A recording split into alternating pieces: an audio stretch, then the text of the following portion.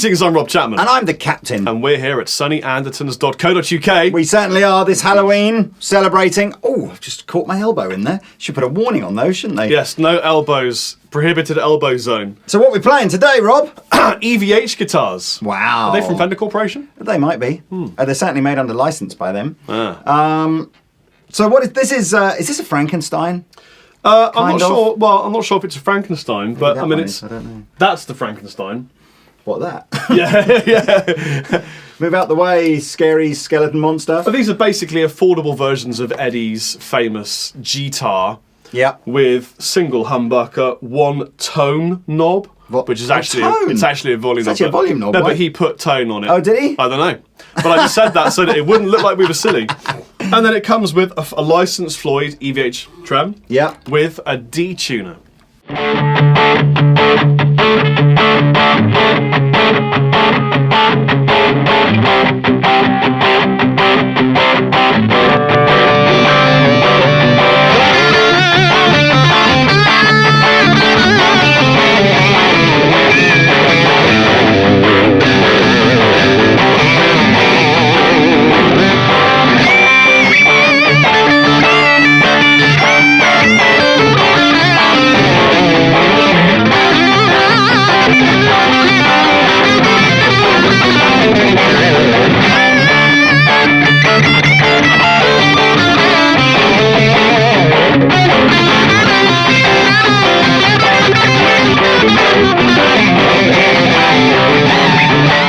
So, I believe that back in the day, back in those sort of heady days of, I guess, late 70s, early 80s, Eddie had, was it a Kramer? Like some sort of super modified Well, we had this conversation Strat. earlier, didn't we? I think it was a Kramer.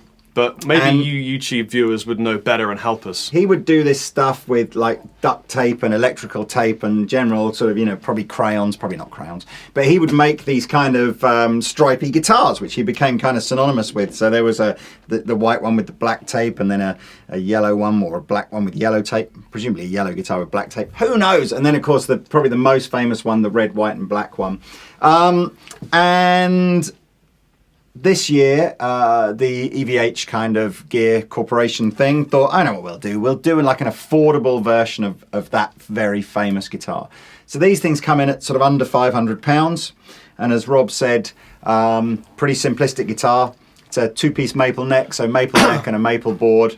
Compound radius fretboard, so 12-inch radius up this end, going to a 16-inch radius down this end, so it's pretty flat by the time you get up here. There's no dirty lacquer on the back of the neck, so it's a nice, easy feeling glide, smooth ride. Standard sort of Fender style neck joint, really.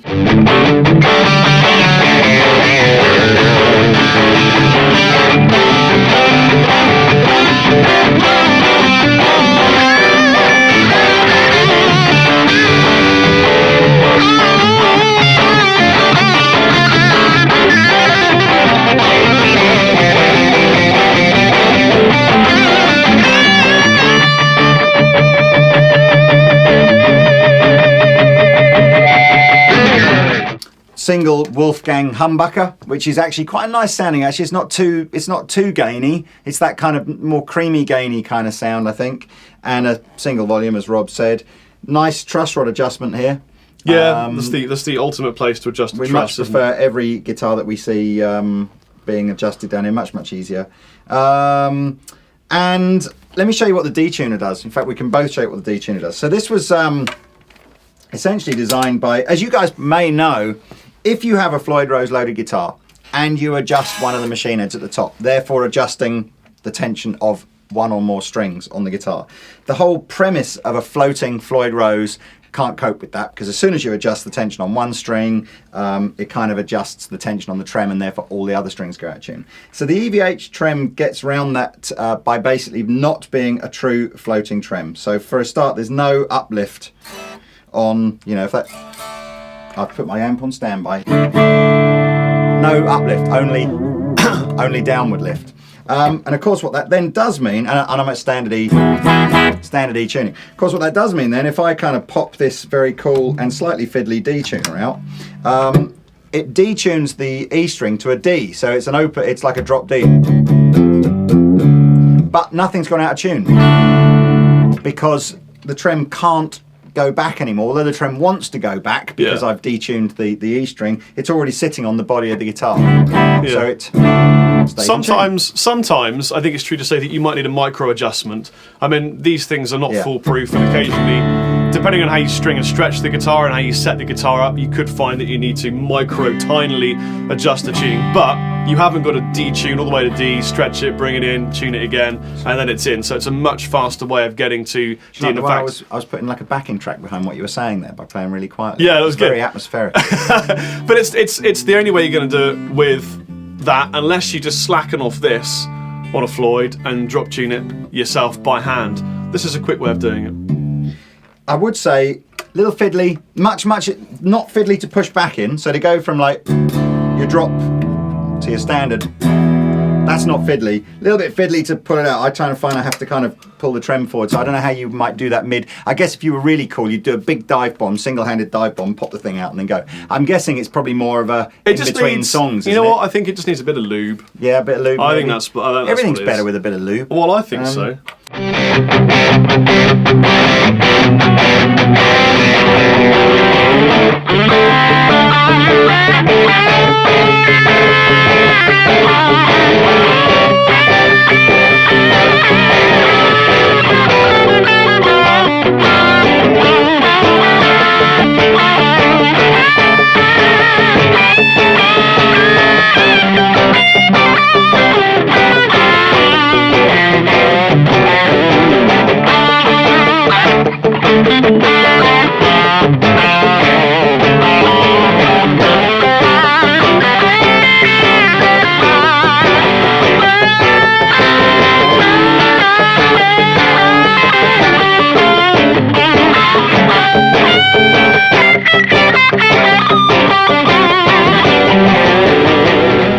Good shout. We've just had a question from the audience there, a little 7-year-old boy who's just put his hand up and said, please. The question was, does it make it easier to restring? Well, the way it's restrung is exactly the same as a normal Floyd, so you've essentially got these locking saddles here, so you cut the ball off the string, poke the string in and clamp it in. But as the 7-year-old sound man correctly said, on a normal Floyd where it's completely floating, as you begin to take strings off, of course, the Floyd sort of collapses into the body of the guitar, making it a bit of a ball ache to do, whereas this can't collapse into the body of the guitar because it's already kind of back as far as it would go.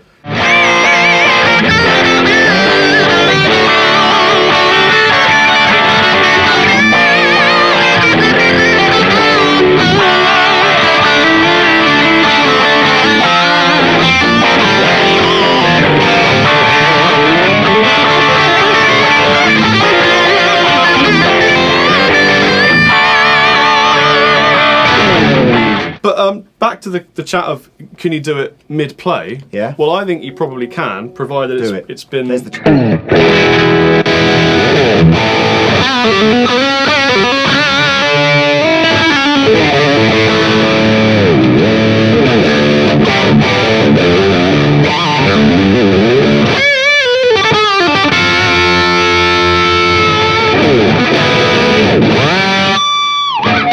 So You're such a pro. I think that's the difference. Just need to practice for 15 years. I just needs lube. I had this lubed. Yeah, lube is probably good.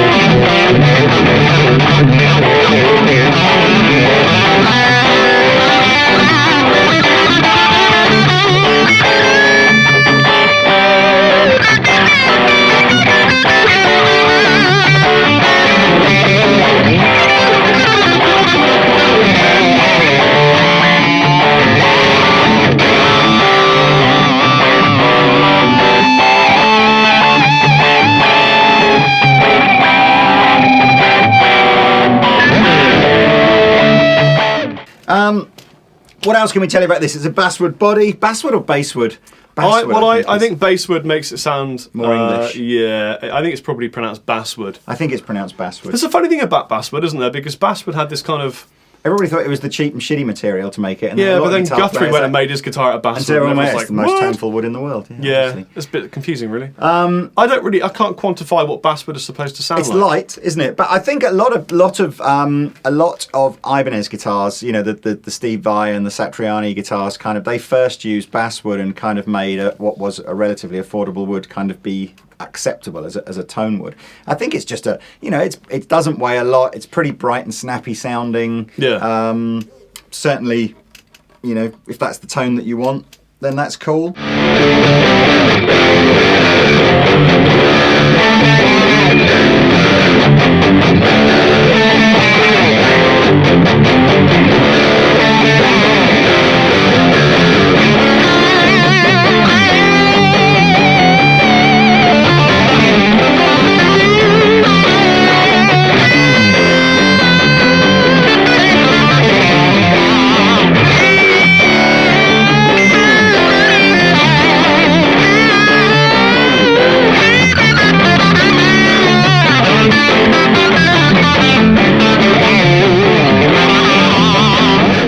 What else is cool about this? It's very much a Fender contoured body, isn't it? It's got the belly cut on the back here. I'll tell you what else is cool about this. In my opinion, there are only 3 guitars that are signature guitars. Yeah. I'm not including my own in this. No. That are cool and that you can play without having to be a fanboy of that artist. And they are the Les Paul. Yes, well, of course, yeah. You got excited then, didn't you? I did. Yes! I thought you were going to say something else and then I was going to shoot you down in flames. But the Gem. No, that's the one I was going to say. No, man. You're a total fanboy. No, you can play a Gem and not be a Vi fanboy, I guarantee.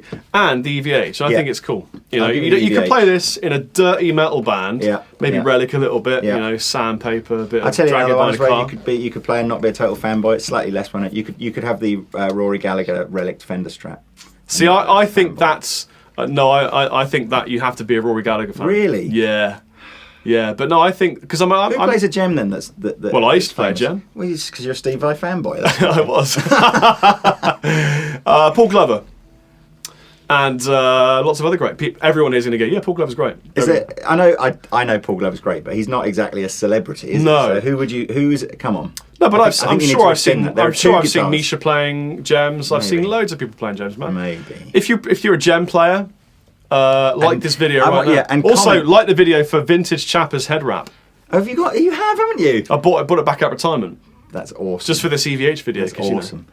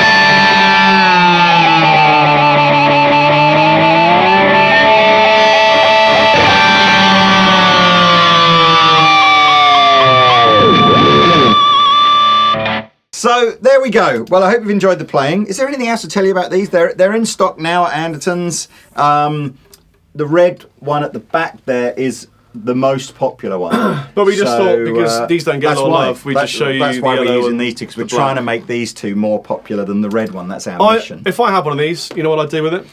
Play it. I'd whip that out. Right. I'd put a bare knuckle or an IP or a... What's an IP? IP is a little French company, make really cool custom pickups. I'd relic the living hell out of it. It needs relicking. I would just drag it behind a car. Yeah, I think you're right. You got to play it. You want the fretboard to look all dirty, don't you? And the back of the guitar full of sweat and 11s in E flat. Yeah. and then you've got a hell of a great guitar. And I would start sanding down this a little bit. I wouldn't change the pickup in this. To be honest with you, I think it sounded fine. Yeah. The big plus for me, really nice feeling neck. Yeah. Best part of the guitar. Compound radius is for the win, so Yes. nice and comfy for chords down here and flatter, so you get nice low action, do a bit of whittle up here. And marks out of 10. Oh, we're doing this now in the reviews, aren't we now? Chappers goes for the totally cool, marks out of 10, and then Lee sits there going, please give it a big number so that we sell lots. I would get, and 10 is the ultimate, oh my god, I can't believe I'm actually playing this living dream of a guitar. Because this is a relatively new part of our videos, and I need to sort of say, you don't take into account price, do you? No, I don't care about pricing. So you don't care about, so this is not a value score. No, I never give anything a value purely score. and simply, Is it a great 10 guitar is or the not? best guitar I've ever played, and 0 I'll is the tell you worst why. guitar I've ever played, what does it get? Because I've played guitars that were 100 quid that were really, really nice, and I've played guitars that were 20k that were an absolute dog. Yeah. In fact, 80k that were a complete dog. Yes, I remember that video. So I'm going to give this 7.8. Wow, 7.8. That's pretty high. That's pretty high. Higher than I thought it was going to be. Yeah.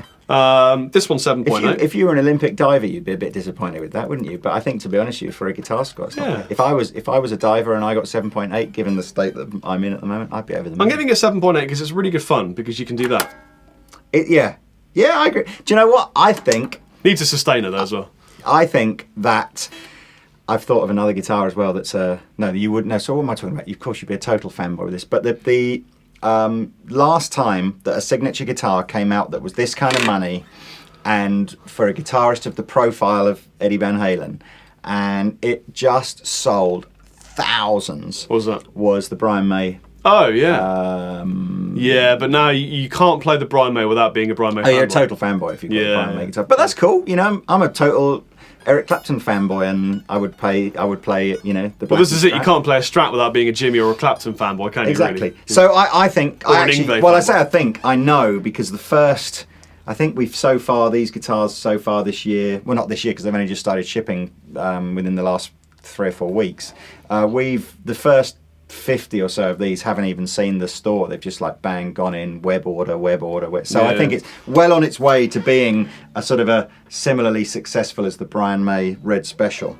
But there we go. I like these, and they sound cool, and it brought out some sort of 80s whittle monster in me that I didn't think was there. Get your tone, get one of these. We'll see you later. Do you want, and in the comment section, is this a faux pas by Fender putting a tone knob on it, or did Eddie actually have a tone knob? I don't know. Comments below, please. It's not a faux pas, Lee. We hope you've enjoyed this video presentation by Andertons. Yes, and we bid you farewell. do. See you later. Bye.